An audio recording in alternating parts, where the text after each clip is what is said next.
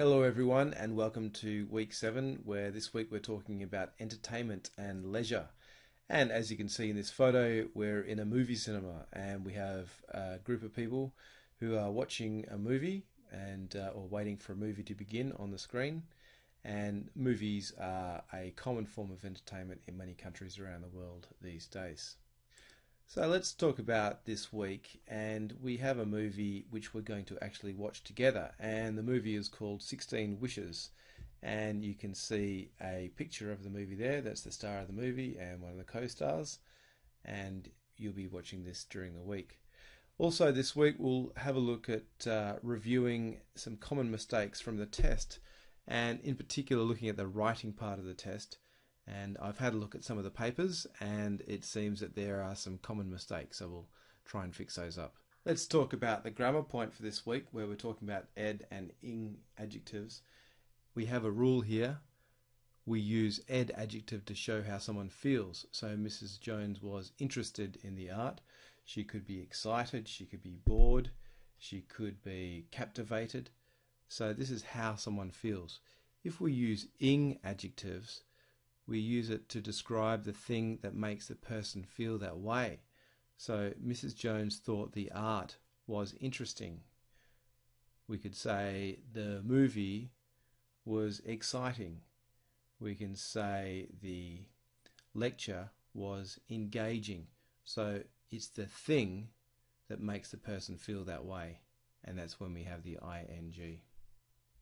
Let's turn now to the pictures, as we always do, and we have the pictures here for entertainment and leisure. And in picture A, I can see a man who is playing computer games. He has two screens, we sometimes call them monitors, on his computer. He has a headset and he is playing these games. It looks like a racing game and he looks like he's having fun. Picture B shows a man playing football, and again this is another form of entertainment which is very popular around the world. He is about to hit the ball with his knee to make it bounce up.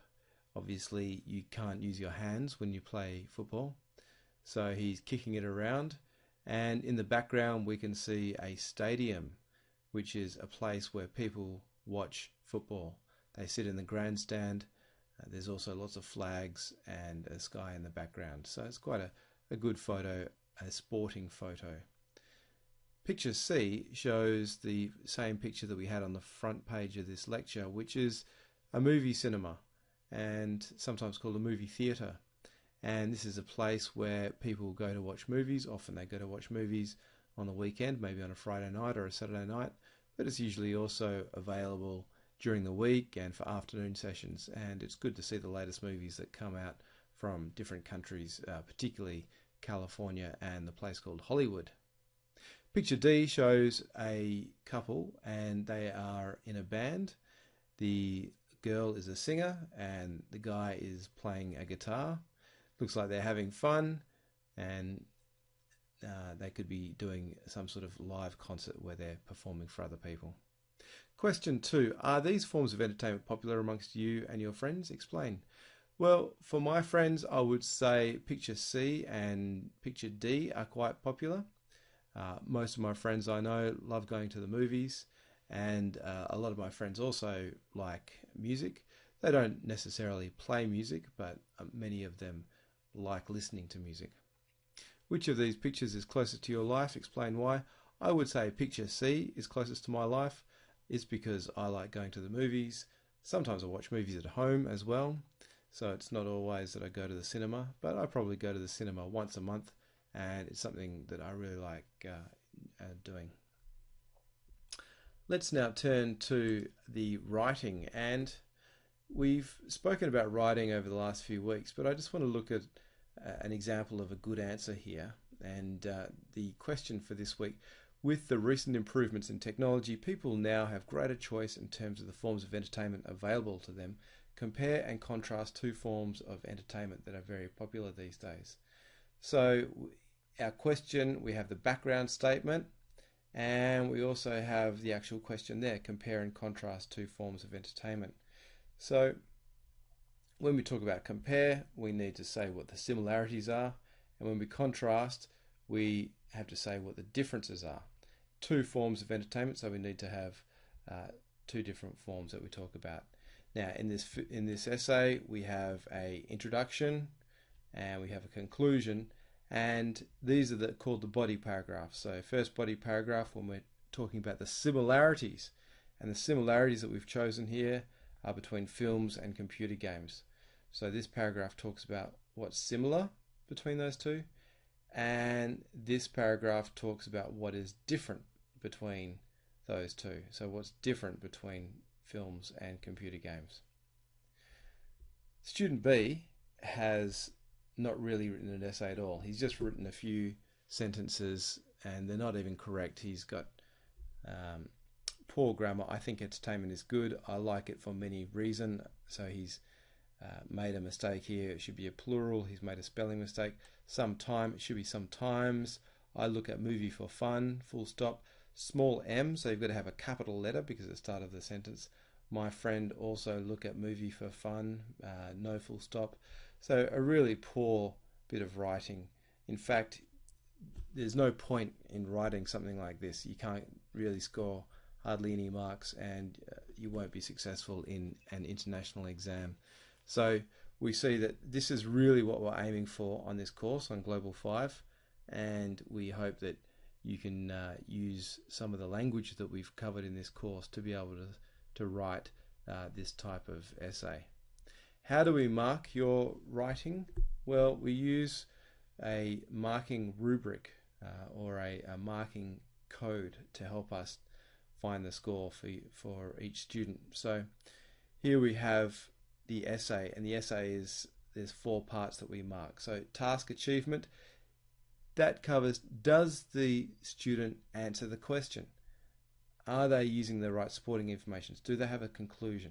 So task achievement, you're actually completing the task, and students will get a score between 1 and 10. So 10 if they fully answer the question. So the previous example, we would say student A, yes, that student has fully answered the question. They'll probably get a 9 or 10 out of 10 for that because they've actually answered the question correctly. Student B, on the other hand, has not done anything near the requirement, so student B would get maybe a 1 or a 2 out of this because they're just not answering the question. Coherence and cohesion. So this is about the paragraphs to organize your writing. So again and again we've talked about how important paragraphs are and the sequencing of information. So we're getting the right information in the paragraphs, and that's really important. So again, student A, perfect. These paragraphs, it's introduction, body 1, body 2, conclusion. Yes, there's a very clear sequence. There's a very clear cohesion. Student B, well, he has paragraphs, but they're so poorly written that there's no introduction, there's no conclusion. I can't understand what this writing is really about. So that person is not going to score very highly at all, maybe just a 1 or 2 for coherence. Lexical resource. The word lexical is about vocabulary, the type of words that you're using. So you need to use a strong vocabulary, and that's why we always look at vocabulary and phrases in this course.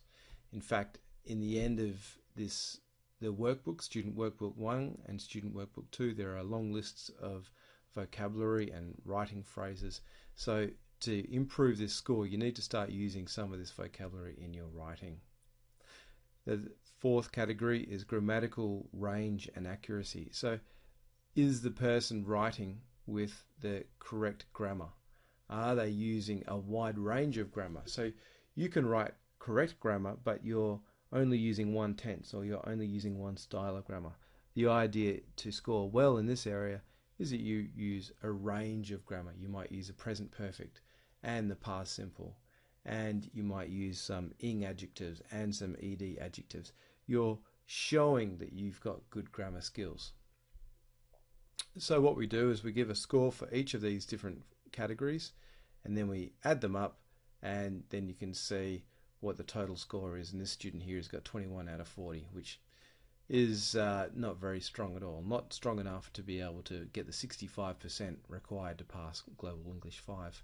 And what's the main problem? Well, this student has got a 4 for task achievement because they haven't analysed the question correctly. They haven't actually thought about what this answer should be. They're not writing the right thing. So they're talking about the disadvantages of the internet for education, but actually the question just asked for the advantages, not the disadvantages. So they're writing the wrong response. So therefore they're suffering. And these areas were a little bit better, but still not good enough. Let's turn now to some common writing mistakes that we've seen from the midterm test. But we shouldn't use but with our writing. We should use the word however, comma. Many student, well, of course it's many, and so it must have an S next to it. Many students. People use internet. No, people use the internet. There's only one internet, so we must use the. People don't. We can't use this contraction. We don't use the short form. So not people don't, people do not is the correct way. It can gives. After can or must or should or could, we've got to have the base form of the verb, the infinitive verb. So it can give, not it can gives. And next point is, well, this is not good English. Furthermore, it is clear that. So again, we need to use the structures that we've used in other parts of this course.